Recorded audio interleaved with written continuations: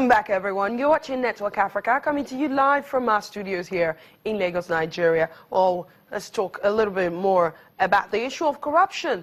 And let's take a look at what's happening in Malawi. The High Court there has begun hearing a multi-million US dollar corruption case against former President Bakili Muluzi from almost 10 years ago. Malawi's court system is weighed down by a backlog of cases, but some critics say Muluzi's case has been held behind political interference. When former Malawian President Bakili Muluzi was arrested in 2009 on charges of stealing millions of dollars in donor funding, many hailed it as a bold move towards fighting graft in a country held back by corruption. Muluzi denied the charges and was released on bail, but 10 years later, the case is still going on. Considered a hero in 1994 for removing dictator Kamuzu Banda, Muluzi was president of the southern African country until 2004. Last week, Muluzi's case was adjourned again. The lead prosecutor rescued himself in May, and the new prosecutor has asked for 30 days to review the charges. Muluzi's lawyer also said he needed more time. The prosecution team has now been reconstituted, but they simply need time to look at the case, as it were. With that, and also with the sentiments that had been raised in the court in the past when we had asked for a discharge, that is why we have just agreed for the time to be given for them to reorganize themselves so that we can proceed. The delays in the case have been widely criticized, and some see a political hand in stalling the process.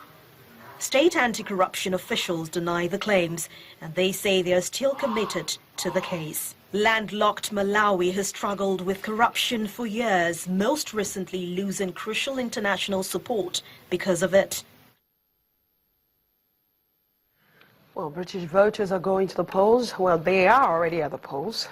And the question they're trying to answer is whether or not to stay or leave. They have this move, either way, will have profound implications for the future of the country and the rest of Europe. Should Britain remain part of the European Union, or should it leave the EU and reclaim full sovereignty? The vote has been dubbed Brexit, and the stakes are really high. Well, that exiting the EU could cause the British economy, exiting the EU could cause the British economy to shrink by between 3.8 and 7.5% by 2030. That's what experts are saying. Other reports have found smaller but still significant impacts. However, since this is Network Africa and the world is rather small, we're wondering what the implications of Britain voting to stay or leave the EU will have on Nigeria and indeed Africa. Joining us to answer this question and more is Channels TV Business News editor Bosin Amofai. You heard the question. Yes. Will it in any way affect us? I know that we have lots of British businesses in Nigeria, and there's a lot of British influence economically in Africa. Will it affect us? Well, before the Brexit, or as at the time the Brexit conversation was starting, there was a plan of merging the Frankfurt Stock Exchange and the London Stock Exchange. London being the financial capital of the world, of course, there's always this rivalry between New York and London, which one is the financial capital of the world, but at least London is considered as the financial capital of Europe. Therefore, if you merge the Frankfurt and the London Stock Exchange, or will it still happen if Brexit vote yes today? That is on one side. You find a number, and a very good number, of African companies, especially in the resource parts of Africa, listed on the London, the LSE group, and that are mining companies and what have you. And we've also, when we raise bonds, whether it's Nigeria or any other African country, the Eurobond on the London Stock Exchange. So if these votes go yes, there will be some significant unintended consequences for Africa. In other words, as financial services companies move out of London and perhaps move to Frankfurt. In fact, some folks are saying Frankfurt in Germany is already, well, quietly behind the curtain, hoping that if this happens, Frankfurt will be the new financial capital for Europe. What happens in shifting financial services companies and jobs out of the UK to to Germany and other parts, but Brussels and whatever you will remain to be seen. So on that score, we have a situation here that Africa will need to wait and see how things pace out. So we've heard time, and again, the politicians, and let me quickly make reference to Prime Minister David Cameron here, saying that either way, or should I say, that if Britain votes to leave, and I'm quoting him now, that Britain, under him, will indeed not leave the EU.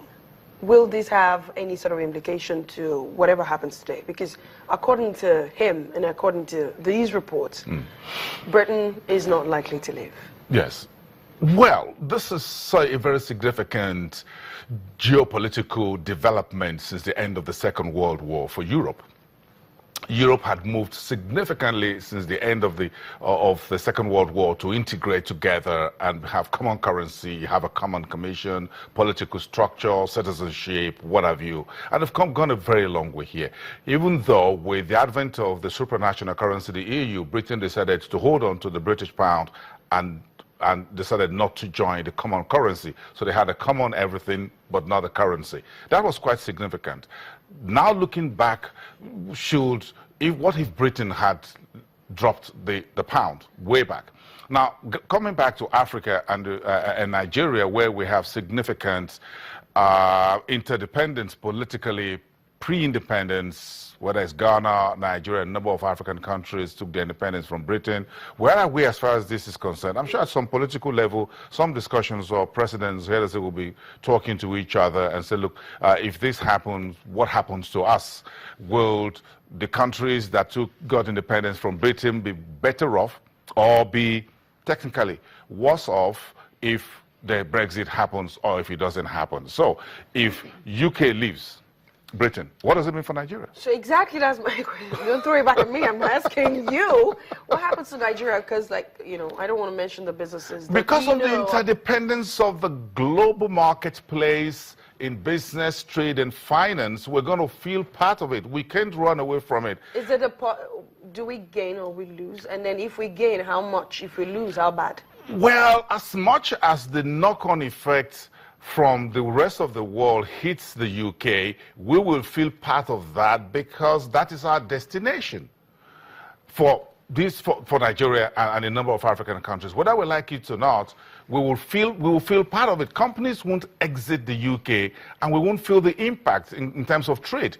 But don't forget also that we've had a strong relationship with the Europeans over the decades as well. That's right. So the switch will be the switch will be there. We'll begin to, therefore, from a political and economic diplomacy point of view, begin to think very quickly if vote is yes, we need to make new friends. And if we had new friends, we need to perhaps give them another call and say, we're still friends. Absolutely. From an economic point of view. I think we should I think we should wait to make 2 phone calls now, either way. When the vote counts. And keep a lot of airtime so that, because I know the discussion will be long. Yeah, we have calls to London and other ones to Europe. Bossing Amufai, always a pleasure to have you on the show. Thank you. Thank you.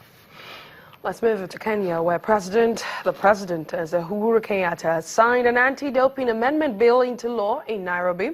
This comes after the World Anti-Doping Agency, WADA, said Kenyan legislation passed in April needed further changes if Kenya was to be declared compliant with World Anti-Doping Agency codes. Well, it's a significant move for the East African nation, known for its middle and distance running prowess. And it's been under intense global scrutiny over doping, with up to 42 athletes failing tests in the past 4 years, and 18 of them serving sanctions totaling 55 years.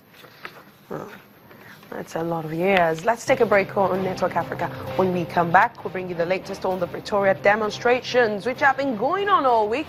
Our South African Bureau Chief, Betty Dibia, will join us on the program. Stay with us.